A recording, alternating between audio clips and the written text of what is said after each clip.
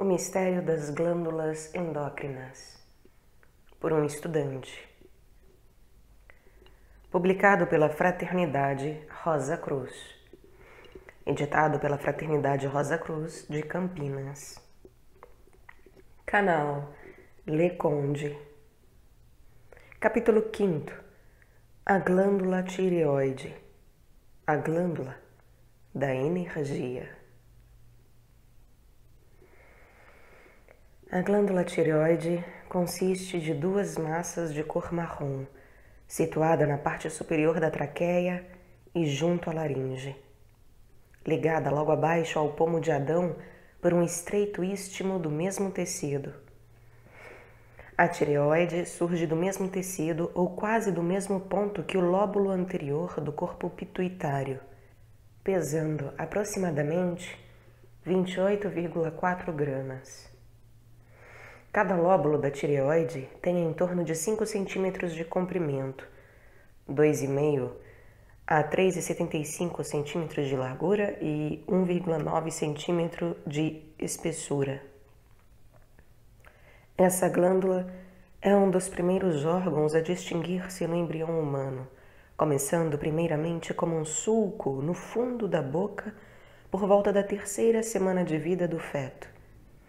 Ao alcançar 0,62 centímetros no embrião, o tecido da tireoide se separa e o sulco fecha-se. A importância da tireoide é acentuada pela riqueza de sua circulação.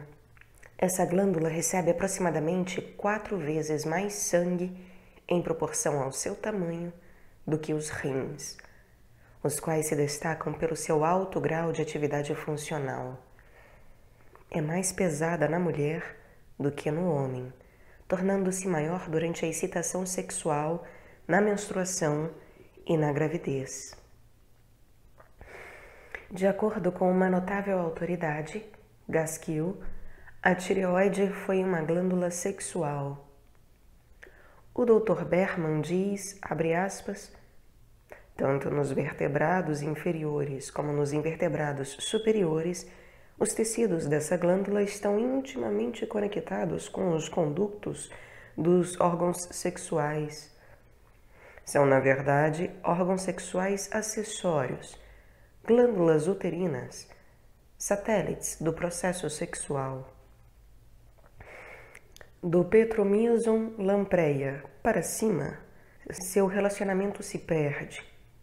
A tireoide migra mais e mais para a região da cabeça, a fim de se tornar o grande elo entre o sexo e o cérebro.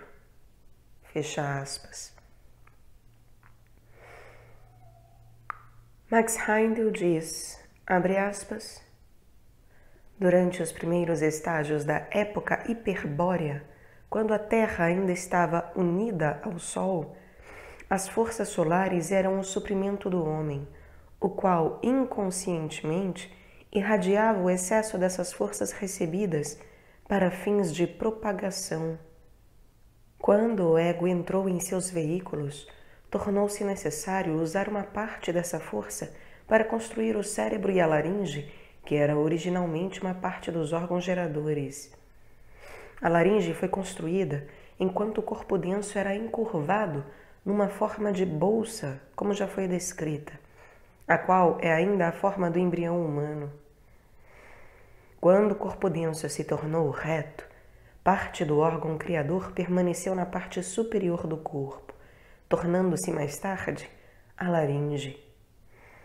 Assim, a força criativa dual, que num determinado tempo foi usada somente numa direção para criar outro ser, dividiu-se. Uma parte dirigiu-se para cima para criar o cérebro e a laringe, por meio dos quais o ego é capaz de pensar e comunicar seus pensamentos a outros seres. Como resultado dessa transformação, somente uma parte da força essencial para a criação de outro ser ficou de posse para um indivíduo. Daí a necessidade de cada indivíduo procurar a cooperação de outro que possuísse a parte da força procriadora que carecia. Assim, a entidade em evolução obteve a consciência cerebral do mundo exterior à custa da metade de seu poder criador. Anteriormente a esse tempo, ela usava internamente ambas as metades ou partes desse poder para exteriorizar outro ser. Porém, como resultado dessa modificação, desenvolveu o poder de criar e expressar o pensamento. Antes disso, ela era um criador no mundo físico somente. Desde então, tornou-se apta a criar nos 3 mundos. Fecha aspas. Uma comparação das descobertas feitas pelos modernos cientistas e daquelas realizadas pelos investigadores ocultistas, acima expostas, revelam uma pasmosa corroboração relativa à recente formação dos órgãos procriadores da raça humana. Max Heindel disse no conceito Rosa Cruz do Cosmos que o ocultista acolhe com júbilo as descobertas da ciência moderna, porque invariavelmente corroboram o que a ciência oculta há longo tempo vem ensinando, sendo um fato digno de nota que quase diariamente um estudante esmerado lê algo a respeito de uma descoberta científica que vem provar uma afirmação particular registrada há longo tempo nos escritos dos nossos mais adiantados cientistas ocultistas. É crença dos mais eminentes biologistas que a tireoide desempenhou um papel importantíssimo na transformação das criaturas marítimas em animais terrestres. Experimentalmente, a tireoide foi usada para transformar uns em outros. Há uma pequena salamandra que vive na água e que respira por meio de guelras. Alimentando-se esse animal com glândula tireoide, opera-se uma mudança rapidamente. Surge de uma salamandra da água uma salamandra terrestre. Tanto a tireoide como sua secreção são usadas na medicina. A secreção dessa glândula é chamada tiroxina. Trata-se de uma substância gelatinosa contendo uma grande porcentagem de iodina, bem como arsênico e fósforo. A tiroxina depende da iodina para a sua atividade. Há outras substâncias na secreção da tireoide com funções próprias, porém as atividades delas são secundárias e obscuras. A tiroxina produz resultados em pacientes em doses extremamente pequenas comparadas com a quantidade da glândula toda. Além disso, uma dose de tiroxina parece permanecer no organismo necessitado dela por um período de tempo maior, ao passo que a totalidade da glândula tem de ser administrada continuamente. A tireoide é uma glândula de energia. Sua secreção é controladora do ritmo do viver, de tal modo que quanto menor seja a quantidade de secreção, tanto menor será o nível de atividade. E, por assim dizer, a rapidez com que se produzem as reações químicas que constituem os processos da vida dependem da tireoide. Quando as reações se aceleram, o oxigênio e a matéria alimentar se oxidam, portanto, libertam mais energia e o indivíduo pode pensar e sentir, ver e atuar mais rapidamente. A tireoide parece mesclar mais oxigênio com as células alimentares e, ao mesmo tempo, libertar energia para ser usada como calor, movimento e outras necessidades. O Dr. Plummer demonstrou que um aumento de tiroxina dobra o aumento de energia numa determinada unidade de tempo. Isso nos dá uma ideia do poder dessa secreção interna e de sua importância para a vida normal. Para ser exato, 1 miligrama de tiroxina aumenta a ação do metabolismo em 2%. Quando a tiroxina é administrada em apenas uma dose, observa-se uma diminuição lenta da absorção dela pelos tecidos. Assim mesmo, não alcança o máximo efeito se não no 10º dia. Seu efeito continua por mais 10 dias, aproximadamente. Daí então haverá uma diminuição da intensidade por outros 10 dias. De acordo com a extensão do tempo, uma simples dose de tiroxina atua no organismo aproximadamente durante 3 semanas. Qualquer perturbação na secreção da tireoide em quantidade maior ou menor, ou ainda em relação à qualidade, isto é, uma mudança anormal em sua composição química, produz severos transtornos, os quais se tornam uma carga para si mesmo e para os outros. Não é somente o grau de tensão da energia nas células do organismo que é considerado pela tireoide, mas a mobilidade dessa energia, pois sem a secreção dessa glândula, o rendimento de grandes e rápidas flutuações de energia, a sua elasticidade, flexibilidade e mobilização para a execução de um rápido ato muscular numa emergência, seria completamente impossível. A glândula tireoide é a mais importante glândula do corpo, pela razão de que ela controla o crescimento do veículo denso, o desenvolvimento mental e está intimamente relacionada com as outras 6 glândulas que estamos considerando. É o grande elo entre o cérebro e os órgãos geradores, nela se processando a secreção necessária ao equilíbrio do cérebro. 2 das principais doenças relacionadas com a glândula tireoide são o cretinismo e o mixidema.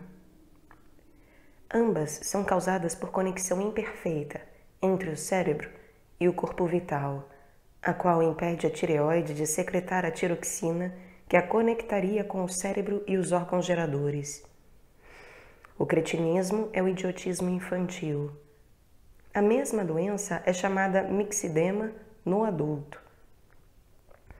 Uma criança pode nascer cretina como resultante de uma deficiência de tiroxina, ou pode desenvolvê-la em qualquer tempo depois do nascimento.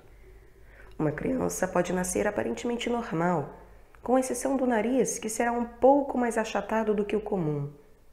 Pode ter sonolência anormal, maior do que as crianças normais, durante o 1º ou 2º mês, e não acordar espontaneamente para comer.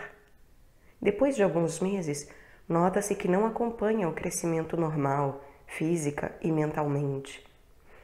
Ao exame, revela-se um curioso engrossamento dos rebordos dos dentes. Então a língua se torna anormalmente espessa e proeminente, sobressaindo da boca continuamente, dificultando a respiração quando a criança está deitada.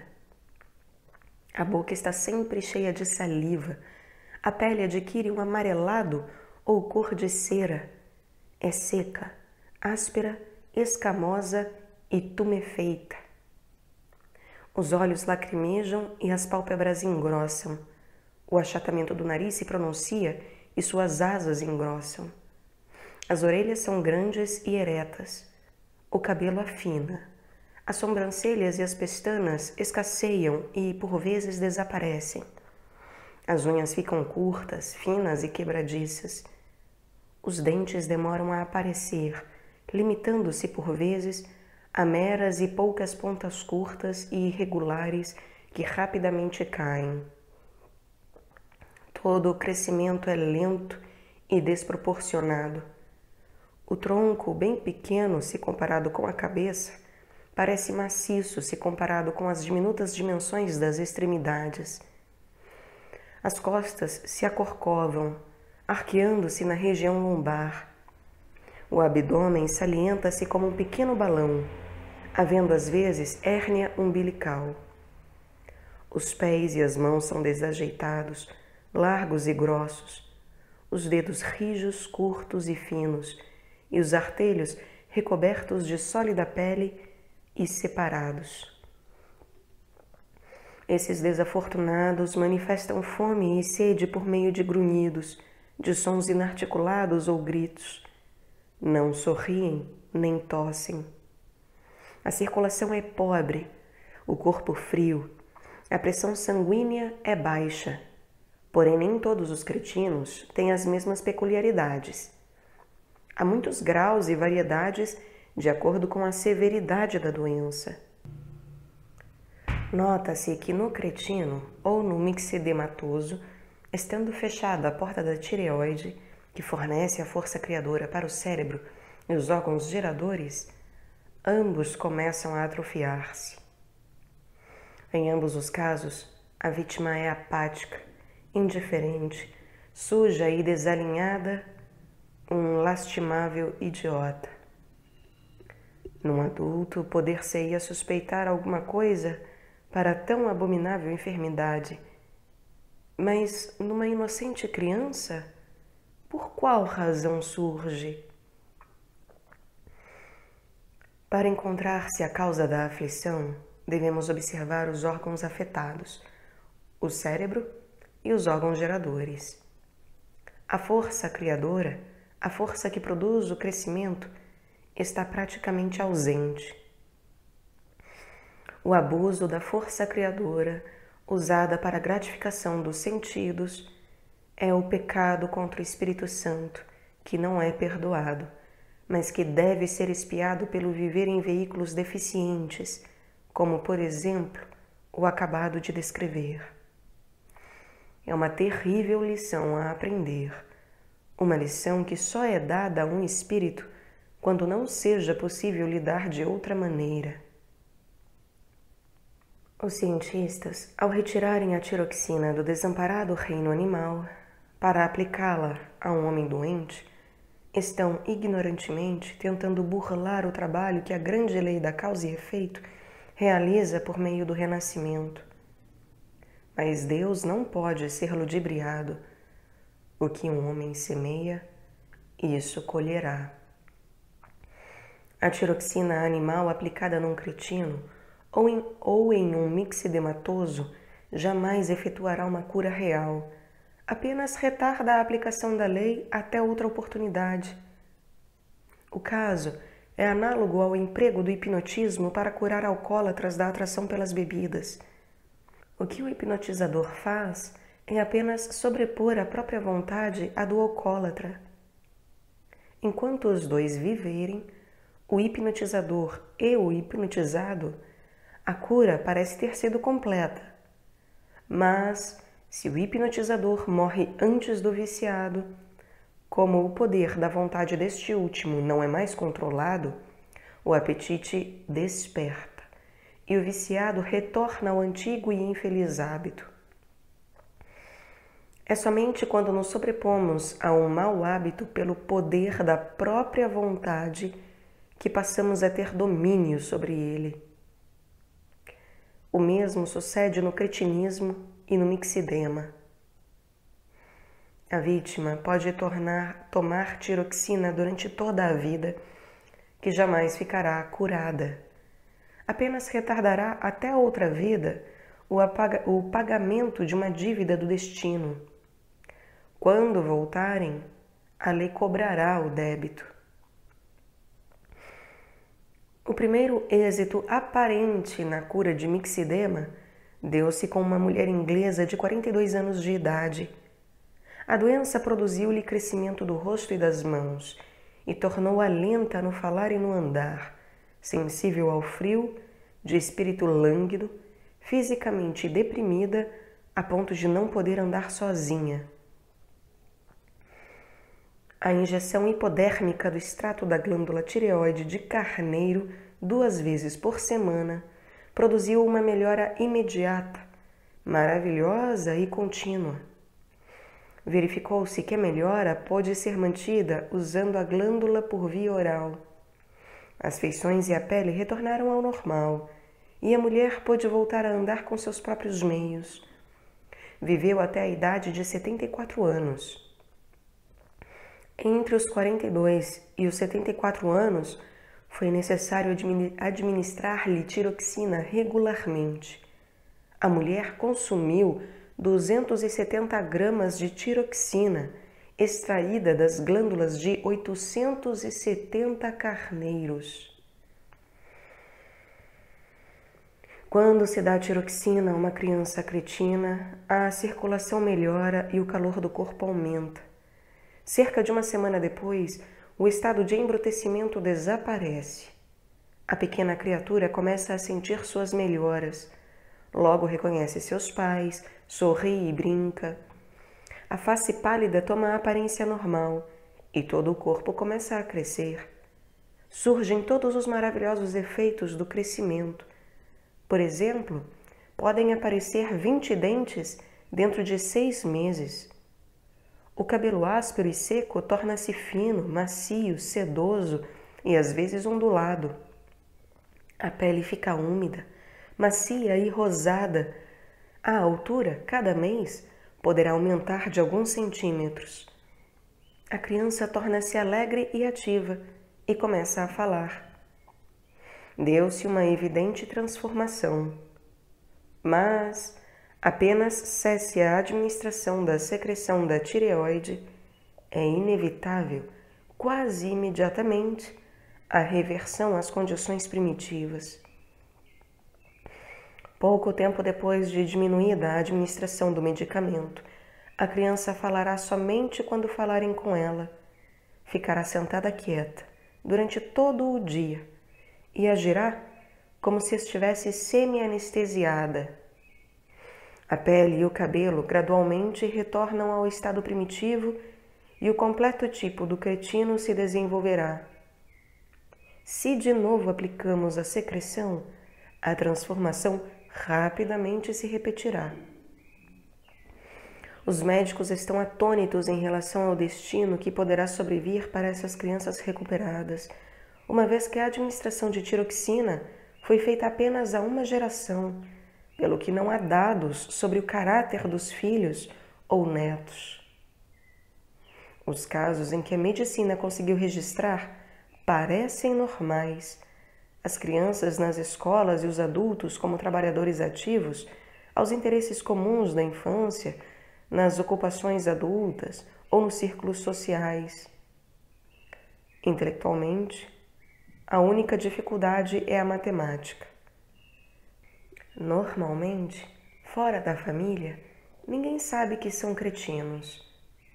Em 10 casos, o observador mais sagaz de nada suspeita em 9. Além das anomalias, no sangue e nos tecidos por insuficiência da secreção da tireoide, também há casos de sofrimento por excessos. Quando a superatividade da tireoide atinge o estado patológico, tal condição manifesta-se como bócio exofitálmico. De modo geral, essa enfermidade é acompanhada pelo aumento da glândula, podendo manifestar-se de forma aguda ou crônica. Os casos agudos, na maioria das vezes, são provocados por grande desgosto ou grande medo.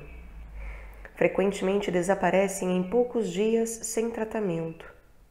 Na forma crônica, a enfermidade é séria. É preciso prestar-se ao paciente o melhor cuidado.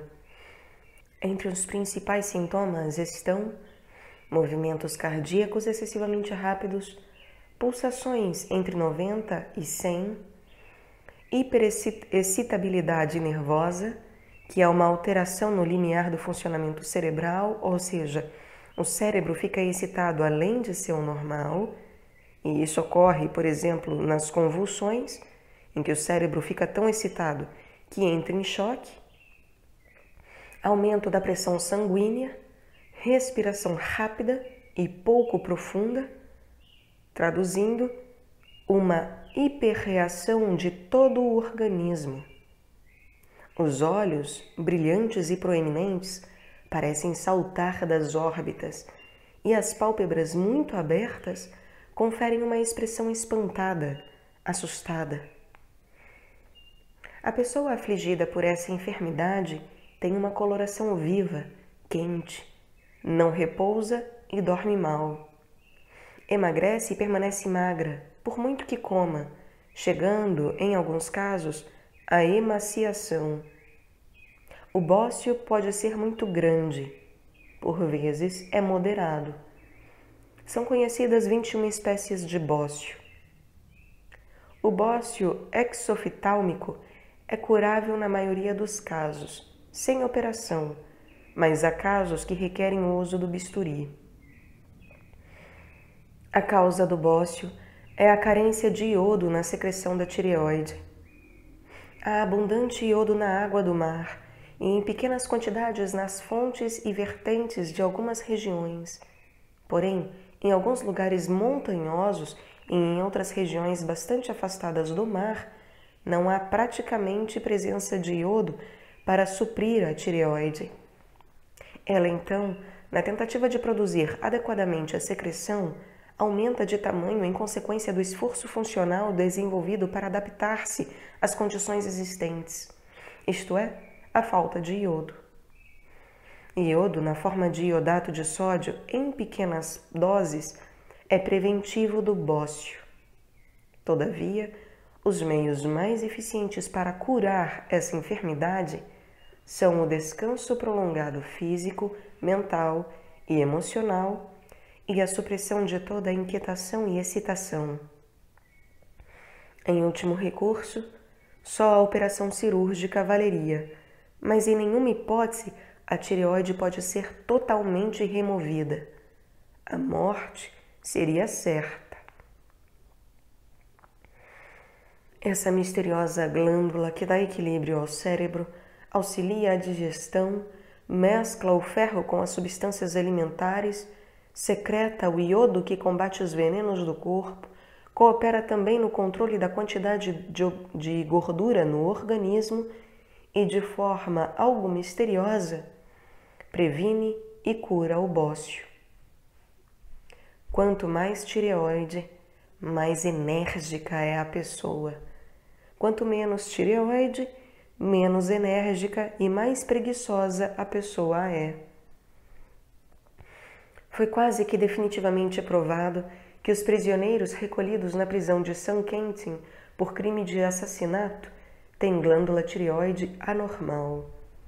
Isso foi demonstrado pelo Dr. Ralph Arthur Reynolds, que, com a cooperação do Dr. Leo Stanley, médico da prisão, estudou durante 2 meses tais prisioneiros. Disse o Dr. Reynolds que seus estudos o convenceram de 3 fatos fundamentais. Primeiro, todo assassino, potencial ou atual, mostra supersecreção da glândula tireoide. Segundo, um assassino mostra subsecreção da glândula pituitária.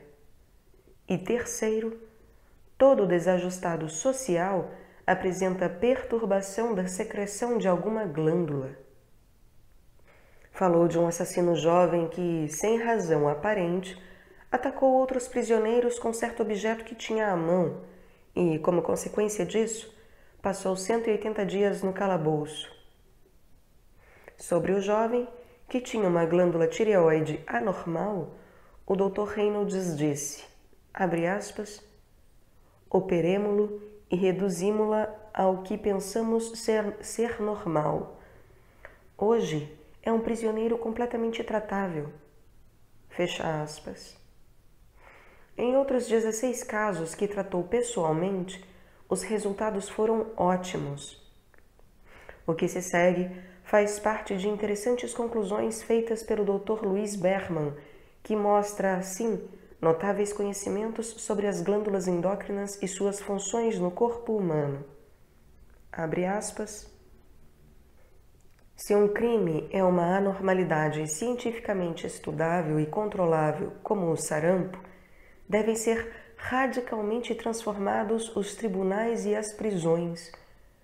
Há agora, espalhado por todo o mundo, um grupo de pessoas que estuda e aplica métodos científicos para diagnosticar e tratar crime.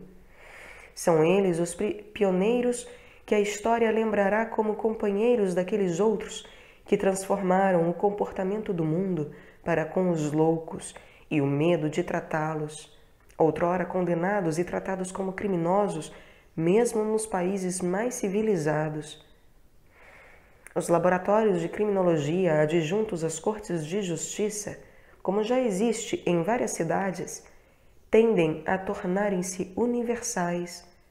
Como já foi demonstrado, a maior parte dos criminosos são mental e moralmente anormais, deficiência de secreção da tireoide.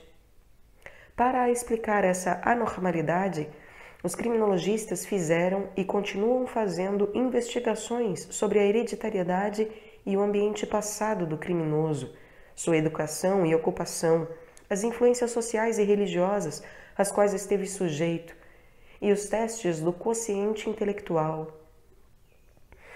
As condições do sistema vegetativo, involuntário ou simpático, e o estado endócrino do prisioneiro ocuparão, sem dúvida, lugar proeminente em qualquer interpretação do crime. Fecha aspas. A observação introspectiva do estado mental pré-criminal nas chamadas pessoas normais revela uma diminuição da razão e do poder da vontade. Em outros, uma exaltação enorme, quase histérica. O que é isso senão estados endócrinos de células experimentalmente reproduzíveis pelo aumento e decréscimo da influência da tireoide, das suprarrenais e da pituitária? Os crimes passionais podem ser atribuídos, em não poucos casos, a distúrbio da tireoide. Um psicólogo de um tribunal da cidade de Pittsburgh, Pensilvânia, interessado no assunto, encontrou tireoide aumentada em mais de 90% de moças delinquentes. Antes de o homem assumir a posição vertical, era bissexual, e toda a força criadora estava centralizada nos órgãos de reprodução. Tomo a liberdade para fazer uma nota para que nos lembremos que bissexual, neste contexto, não refere-se à orientação sexual, mas sim o fato de que nós tínhamos os dois sexos. Nesse tempo, a tireoide era pura e simplesmente uma glândula sexual. Max Heindel disse que quando os sexos foram separados, metade da força criadora de cada indivíduo foi dirigida para cima, a fim de construir o cérebro e a laringe. O cérebro foi construído para dar ao ego um instrumento para adquirir o conhecimento e criar no mundo físico. É a mesma força que ainda hoje o alimenta e o constrói. A laringe foi feita, por sua vez, a fim de que o homem pudesse ter um órgão para expressar seus pensamentos em palavras.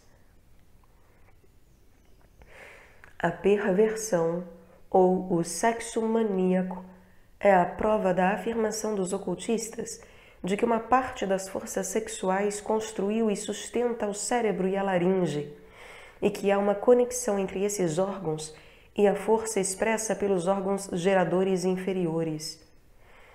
O infortunado pervertido torna-se um idiota, incapaz de pensar, porque desperdiça a parte negativa ou positiva da força sexual, conforme seja mulher ou homem, respectivamente, normalmente utilizada pelos órgãos de reprodução para a propagação, e também porque dissipa sexualmente a parte da força sexual que deveria ascender e ser usada na construção do cérebro, impedindo-o pensar.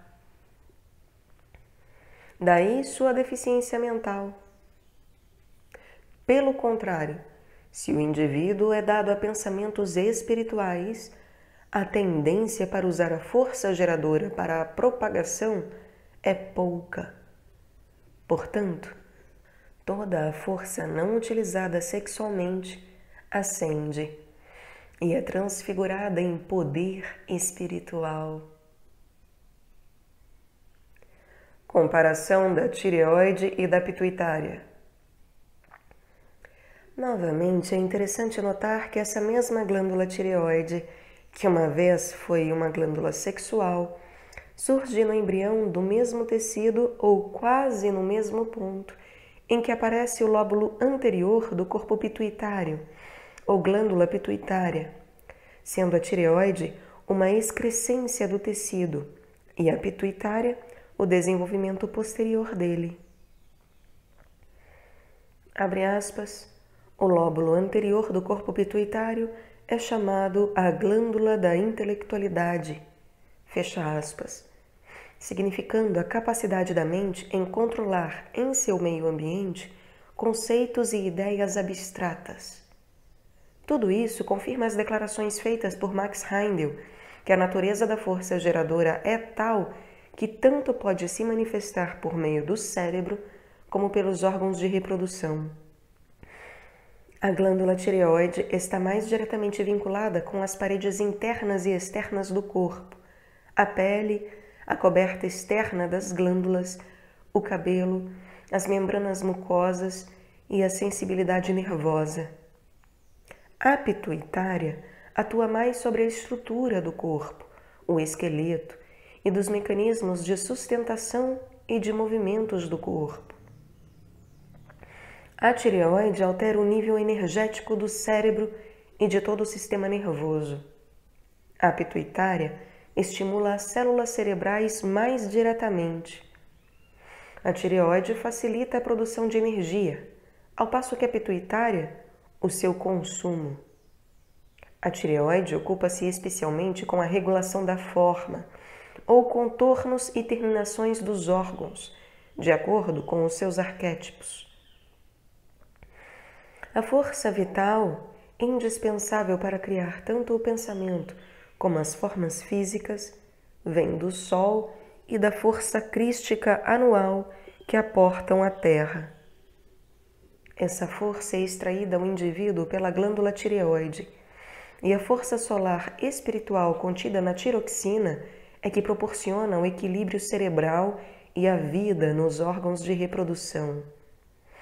A secreção dessa glândula é tão necessária à própria atividade mental e à reprodução das espécies, como o éter é para a transmissão da eletricidade. Sem essa essência espiritual, não poderia haver formação de hábitos, energia correspondente para definir situações, complexidades de pensamentos, nenhuma possibilidade de aprendizado e, consequentemente, de educação, bem como nenhum desenvolvimento de faculdades ou funções físicas. Não haveria ainda reprodução de qualquer espécie, nenhum indício de adolescência na idade apropriada e, subsequentemente, nenhuma demonstração de tendências sexuais. Personalidade do tipo tireoide.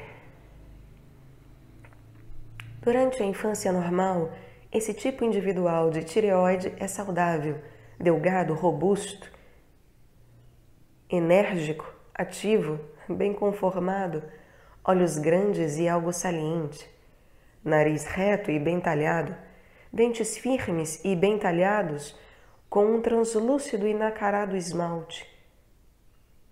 As crianças normais deste tipo estão sempre ativas, nunca parecem cansadas e, por isso, não precisam dormir muito. São singularmente imunes às doenças.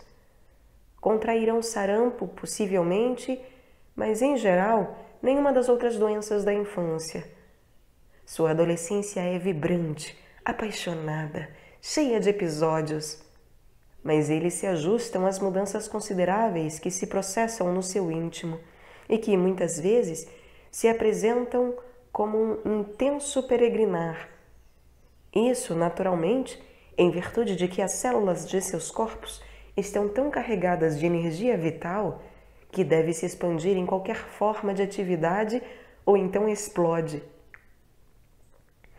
O jovem desse tipo é como um circuito carregado de eletricidade, irradiando vitalidade e magnetismo em qualquer grupo.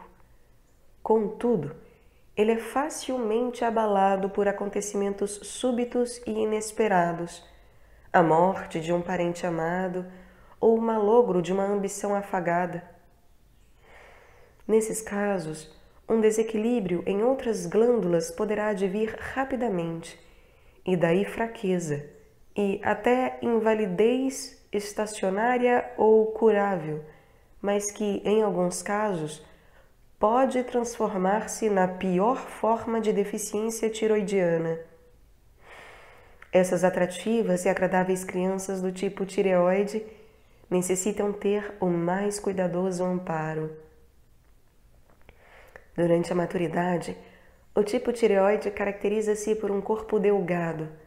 Seus traços são bem conformados, cútis clara, cabelos abundantes, feições levemente coradas, sobrancelhas largas e longas, os olhos grandes, vibrantes, penetrantes, a boca bem conformada, com dentes regulares e bem desenvolvidos.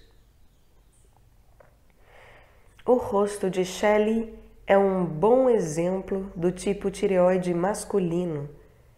A sua forma oval, bela configuração de traços, sobrancelhas espessas e altas, grandes olhos vivos e salientes, ativa vitalidade, boca sensível, tudo pertence a esse tipo.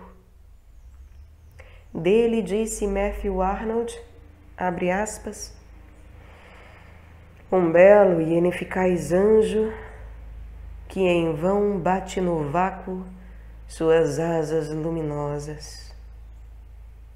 Fecha aspas. Lembrando que Shelley foi um dos mais importantes poetas românticos ingleses. A Rainha Elizabeth da Inglaterra foi um exemplo excelente da mulher tipo tireoide. Sexualmente, esse é bem diferenciado e impressionável. Emotividade notável, percepção pronta e vontade rápida, impulsividade e tendência a crises de expressão explosiva fazem parte de seus traços característicos. Sua energia, aparentemente inesgotável, faz deles trabalhadores infatigáveis. Levantam-se cedo, deitam-se tarde da noite, planejam o seu trabalho e o de outros para o dia seguinte e queixam-se de insônia. Shelley tinha apenas 30 anos quando se afogou, mas o número de suas obras literárias era maior do que o de muitos escritores que passaram a vida entregues a essa mesma espécie de trabalho. O reinado da Rainha Elizabeth foi caracterizado pela atividade intelectual e pelos empreendimentos comerciais. A humanidade deve muito a essas pessoas incansáveis e enérgicas. Em certo sentido, elas são o fermento que energiza o mundo.